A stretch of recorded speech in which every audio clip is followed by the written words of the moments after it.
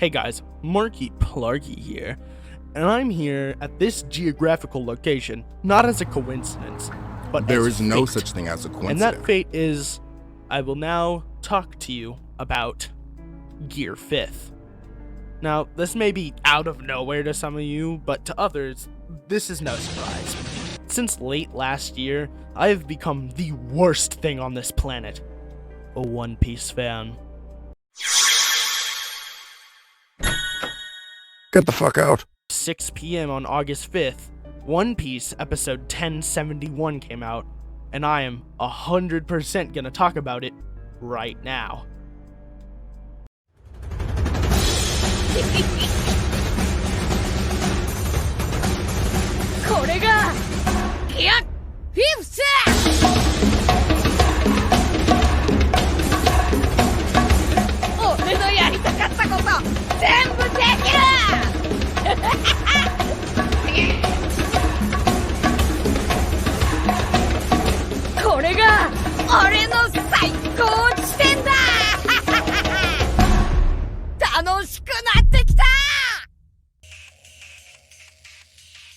Now, this video is gonna have spoilers for all of One Piece, especially Wano, and this is video best enjoyed if you know One Piece in and out. So if you're in the know, stay around. But if you aren't, please just go watch this absolutely amazing episode. It is such a good watch, and there is just so much love put into this episode. It's unreal. And I really do think it's worth all of your time just to go watch it. Anyway, like if you enjoy, and let's just get right into the Gear 5th goodness. Our Gear 5th story starts with Oda and the people he works with making a little joke. You see, Oda sketched out and made the idea of Gear 5th Luffy with it going to be nothing more than that, but then Oda took a risk knowing that his readers would likely hate him after, but leaped. November 7th, 2005, Oda released Chapter 388 and introduced Luffy's new attack in the Enies Lobby arc in a fight against CP9 agent Blueno, a form that he can only maintain for a few minutes. This form made use of Luffy's rubber body and used his legs to pump blood to the rest of his body, mostly his heart, making him shiny and give off steam. This could only happen because of his rubber body, and the perks of this power are being faster, more alert, and stronger due to the adrenaline rush and the blood pumping. This form would be known as Gear 2nd, and only 33 chapters later in the same arc against Rob Lucci of CP9, we would fully get to see Luffy's other new attack. He would inflate his arms and legs by biting his thumb and blowing air in. The drawback, however, is that he grows small for a few minutes and is unable to fight effectively. These abilities would be a mainstay in the story and would be used to help Luffy out in most arcs. This attack would be called Gear 3rd. And that was really a wrap for the Gears until December 14th, 2009.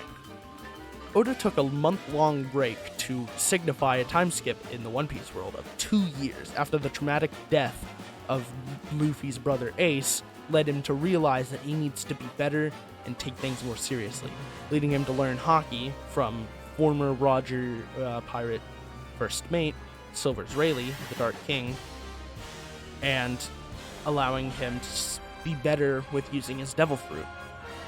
After a whopping 363 chapters from this, from Gear 3rd and 217 chapters from the time skip, Gear 4th was introduced in the Dressrosa arc. Gear 4th has 3 forms: Bounce Man, which allows Luffy to bounce high and hit hard, and it lasts for only about 30 minutes before deflating. Snake Man, which also lasts 30 minutes, that makes Luffy long and allows him to control the direction of his body mid-air at breakneck speeds, which, along with Red Hawk and Red Rock, shouldn't be able to be done with rubber. And last of all, Tank Man, which is almost never used, and just makes Luffy unmovable for the most part. These would be a very big part of One Piece going forward, and we would be only topped 260 chapters later. And now, we get back to the beginning. Oda made a joke and said, what if Luffy was like a Western cartoon? Rubber hose, eyes coming out of the sockets, lots and lots of laughing, and just being goofy overall. As Oda had started to watch old episodes of Tom and Jerry and found them funny, his editors and authors laughed, and, after that he had a crazier idea. You see, Oda sketched out and made the idea of Gear 5th Luffy, with it going to be nothing more than that. But then, Oda took a risk, knowing that his readers would likely hate him after this, but he leaped, and he made the sun god Nika and tied it back to Joy Boy. He put Luffy's 5th gear officially into the story, and the best outcome possible happened. Most of the fandom love it, and so Gear 5th was born. Oh boy, remember whenever I said most of the community? Well, yeah, about a third of the community hated Gear 5th, and apparently some stopped reading One Piece altogether. See, this is sad to me, because giving up a story like One Piece that's unique and that has been going on as long as it has, because of something as simple as a transformation, is just sad to me. But these people hated Wano in general, and their problems were stuff like Yamato wanting to be identified as a boy. So we know what kind of people we're dealing with.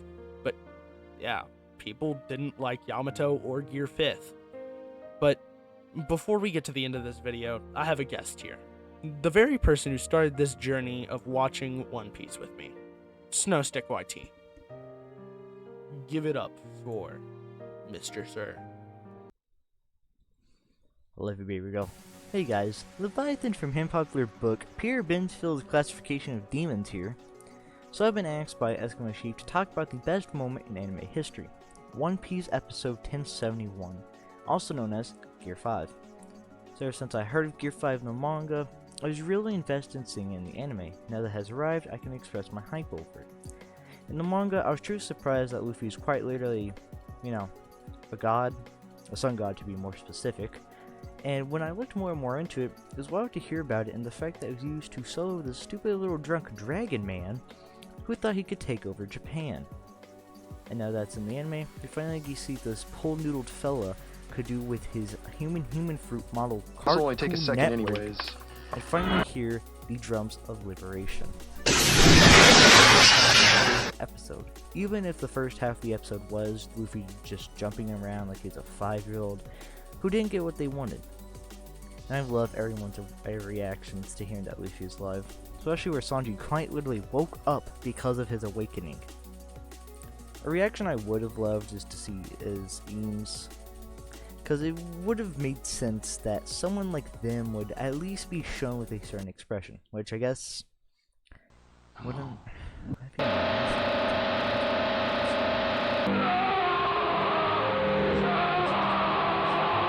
It doesn't matter. It would at least show that they felt his awakening, just like how Kid Zunisha did. Okay. I suppose that could apply to the 5 older stars, but I think Eam has a higher chance of being from the Void Century than them. So you'd probably just know about his Devil Fruit. Away from all of that, let's talk animation. I think the animation's episode is cartoonishly level good, and I'm 100% sure that Toei Animation were putting their heart and soul into this episode, and I hope the animation stays that good after 1072. So I think that's enough on my part. I'll let you go back to listening to Eskimo Sheep's review of Gear 5, which is probably better than mine right now and 100% longer. Now if you need me, I'll be working on a script for a certain video. Anyway, bye! Goodbye! Also, please subscribe to me. I beg of you. And with that, the video comes to a close. I know this was different from normal, and it was just a bit shorter, but this video is probably going to segue into more One Piece videos, as I really love this series.